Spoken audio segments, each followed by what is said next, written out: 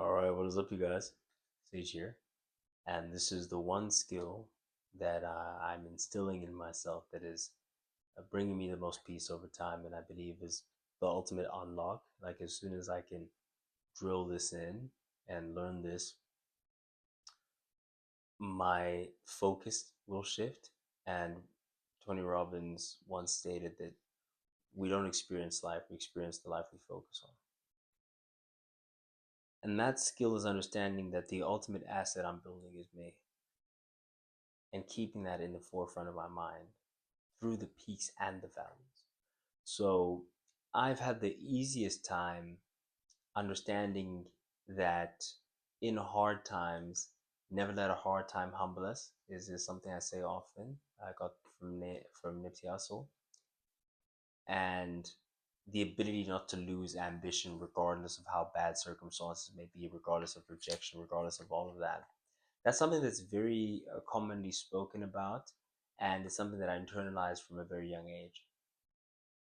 What isn't spoken about as commonly is the ability not to allow the peaks to excite you too much.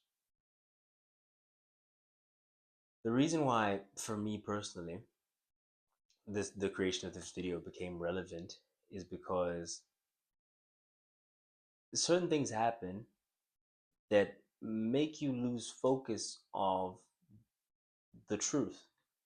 And the truth is, you are the ultimate thing that you're building, meaning the venues change. The better and better you get, the venue is going to change. The vehicle is going to change. But the process itself doesn't really. Because at the end of the day, it comes down to you having to put in daily, consistent hard work.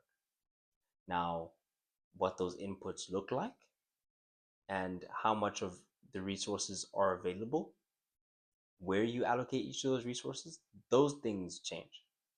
But at the end of the day, Kobe Bryant once said this: if you win, congratulations, fantastic.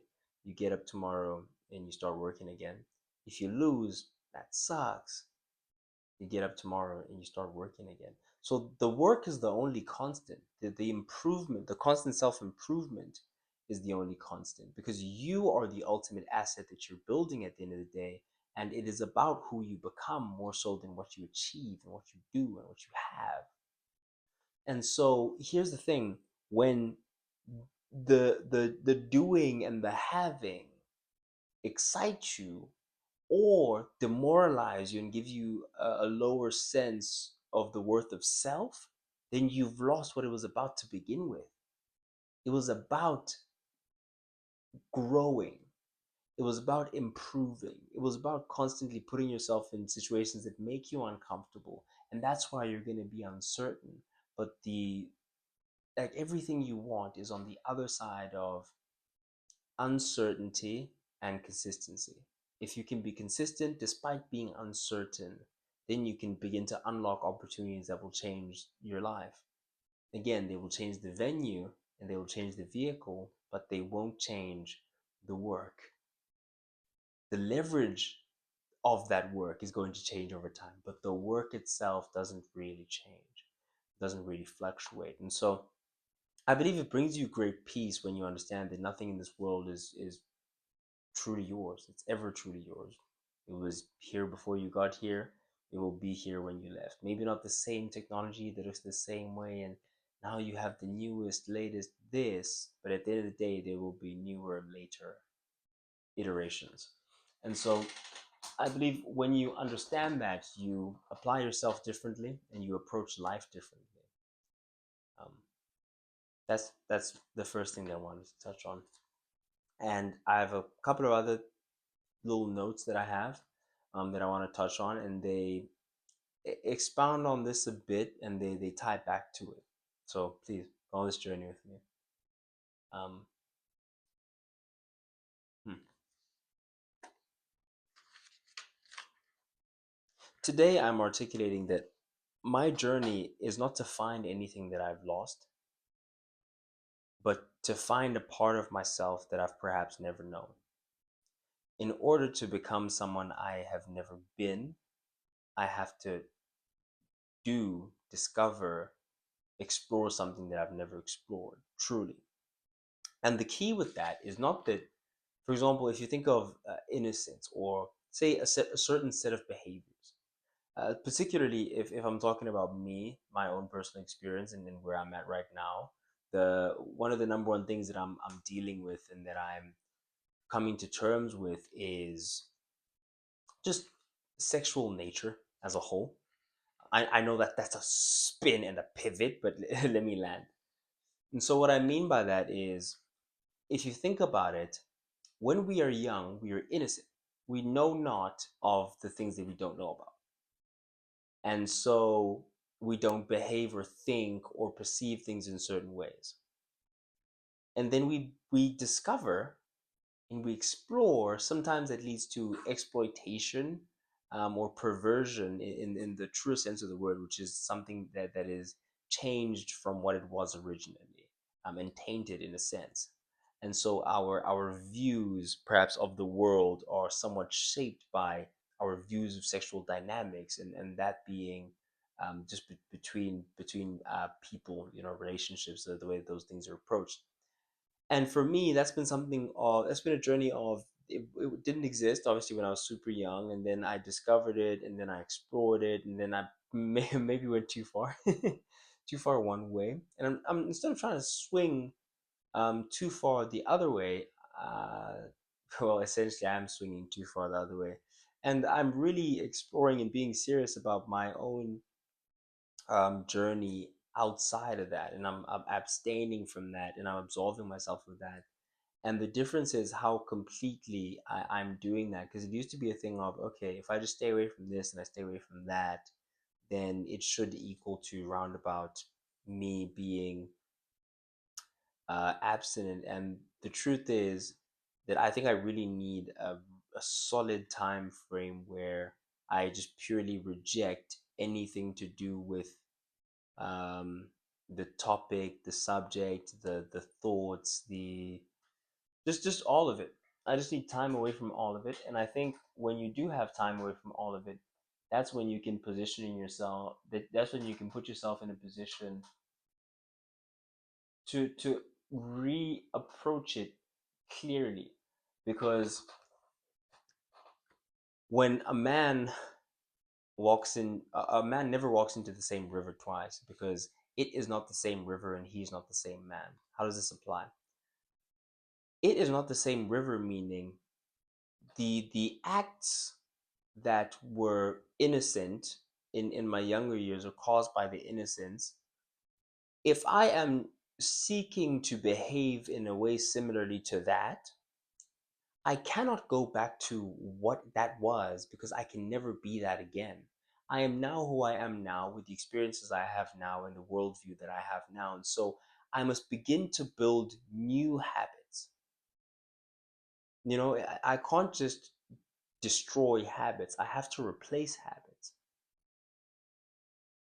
because there is time period being spent, and so it has to be an exchange of what I'm going to use the new time for, or else it will just be a falling back into the old ways. That's why old habits die hard, because you're trying to kill them instead of trying to replace, and put something better in their place. So that's why it's not the same river, because the place that I'm coming from, that I'm trying to find again, is not really finding again. It's I'm trying to find anew and create once more. It's already there, but I'm trying to refurbish it, rebuff it, and figure out how it fits into who I am in current state, the things I have, the kind of attention I get. Again, those are things that you didn't have to deal with when you're much younger, but now they're a reality, that you are attractive, you are articulate, you are doing these things, having these things, that will bring you great success. And a part of that great success, or what comes with that great success, is that people will be flocking towards you wanting a certain thing, and you have to understand what is and is not within your best interest. And in order to do that, it's more than just the river. and trying to find that exact same location in the river that you were once when you had passed it. But it is about coming to terms with the position of the river that you're in now, and that it is continuing to flow, and you're continuing to learn, you're continuing to grow, and change as a person. And that's the second part is, and he is not the same man. I'm not the same man that I was when I had those habits, whatever they may be initially. Um, I'm different now, and I need to find a way to come terms with, to live with, to press forward with the the reasoning for doing what I'm doing that I have now. And that has to be so true to me that I can stay to it. I can remain steadfast, and ultimately to build that ultimate version of myself. So that's what I meant by it ties back. Is at the end of the day, no matter how you look at it, it does go back. It goes back to the ultimate thing that I'm seeking here is peace. And the way that I'm going about seeking that peace is almost a monk mode like thing. But it's not for the sake of the trend. It's not for the sake of it. The only reason why I call it that is because I know that that's language that people will tend to understand. But for me, it is, I will, to the furthest extent possible, renounce worldly things for the rest of this 365, and then thereafter I can make more clear decisions, knowing that they're untainted by certain habits. The desires may still be there, but I won't have the habits or expressions that may have tainted me once. I'm just looking through a couple of notes that I've made, see if there's anything I wanted to touch on. Ah, and I didn't finish the sentence, but it was a fall from grace. You can think of it as a fall from grace. You once were, you are no longer. But the difference is the climb back is not a reclimb back, is a climb up a different mountain, perhaps a larger mountain. Because again, the landscape itself has changed, but you are a stronger man, and you have the strength to overcome whatever this larger mountain may be, in order to ultimately become who you want to become. Because again, that's the ultimate thing. So the happiness won't come from saying no when certain temptations do come along. The ultimate thing won't happen when you stray from the path a little bit. You in whatever way, shape, or form that may come, you won't be demoralized too heavily by this, because at the end of the day, you have to get up the next day and choose the path that you chose to begin with. Period. That's the only thing that gets you moving forward. That's the only thing that gets it done, is by sticking to it. Without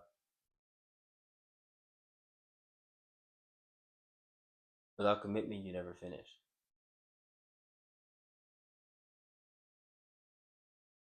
Without commitment, you never start. Without consistency, you never finish. And so, lastly, I want to talk about loyalty. Again, it all ties into one ultimate picture, which is the life that we want to build, the person we want to be, and the things that we want them to have. And so it's not just the physical things, it's also the spiritual things that are being fixed by, again, gaining the new habits, asking the new questions, and more consistently going in a certain direction that you want to go in. And so for me, I want loyalty in my life. Not only the loyalty of a partner, but also the loyalty of anyone that I may deal with, whether it is within the context of business, whether it's within the context of relationships, the context of whatever, family, friends, whatever the case. And so to understand that, and to understand fruitful relationships, we have to understand one word, that is loyalty. And from my understanding, loyalty is built through trust. And in order to gain trust, you need three things. The person needs to believe that you respect them, you care for them, you're here for them. If those three things are present, then people will stick with you regardless if there is a better, easier, cheaper alternative to whatever you offer. And so we can take it in a business context and say, if you can tell your customer, listen, I respect you, I care for you, and I'm here for you. Respect being, I respect where you are right now and where it is that you want to go, and I believe that that is possible for you. I care that you actually do achieve that thing that you want to achieve. I'm here for you to ensure that whatever hiccups may come up from my side, from your side, we get through those things together. Even if there's a better product somewhere else that is easier to use and cheaper, if they don't respect you the way that I respect you, if they don't care about you actually getting the outcome, and lastly, but definitely not least, if they're not going to be there for you, supporting you all the way through, you will stick with me rather than go with the on paper better option.